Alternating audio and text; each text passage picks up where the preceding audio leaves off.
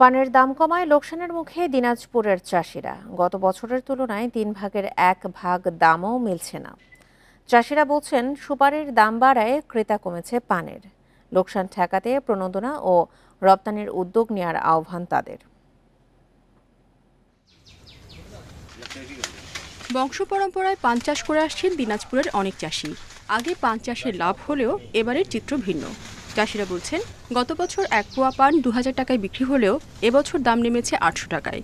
অন্যদিকে বাঁশ সুতলি সহ পান চাষের অন্যান্য উপকরণ ও সার কীটনাশকের দাম বেড়েছে। পানের দাম অনেক কম, কিন্তু আমরা নিয়ে যাচ্ছি বিক্রি করবো, আমাদের ডেভেলপ হচ্ছে না। আপনার ফুল টুল এগুলা যেগুলা কিনতে যাচ্ছি এগুলার দাম ধরেন অনেক টাকা লাগতেছে। পাইকারি ব্যবসায়ীরা বলছেন এবছর সুপারির দাম বাড়ায় বিক্রি কমেছে পানের, এতেই গুনতে হচ্ছে লোকসান। পান নিয়ে আসলে পরে কোনো দামই থাকে না, পাইকার ভিড়ে না। 2000-এ পান 500 টাকা দাম বলে। সুপারির দাম বেশি হওয়ার কারণে সঠিক পরিমাণে সুপারিও মনে করেন দিতে পারছে না এবং দোকানে সেলও সেরকম হচ্ছে না। এই সেল কম হওয়ার কারণে ওই যেমন সাধারণ দোকানদারেরাও পান কম কিনতেছে। ক্ষতি পুষিয়ে নিতে আর্থিক প্রণোদনা ও পান রপ্তানির দাবি জানিয়েছেন চাষিরা। এ বিষয়ে পদক্ষেপ নেওয়ার আশ্বাসও দিয়েছে কৃষি বিভাগ।